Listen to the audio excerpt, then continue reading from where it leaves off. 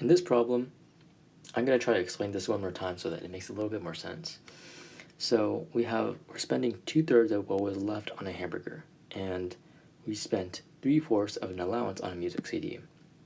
So we can rewrite, instead of writing 3/4 of the allowance and then we're trying to find what was left, that would be the same thing as writing, instead of doing like the previous allowance minus the 3/4 of the allowance, that would be A minus 3/4 of A, the allowance.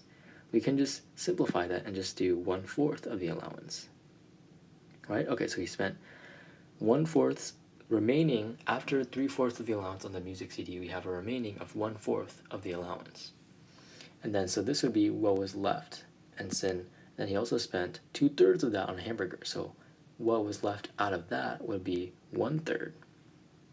So we have 1/3 of the 1/4 of the allowance.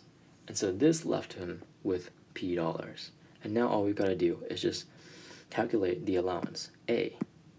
Isolate that. So we can multiply 1/3 and 1/4 gets us 1/12. A is equal to P. Multiply both sides by 12. And the 12's cancel out, so we got A is equal to 12P.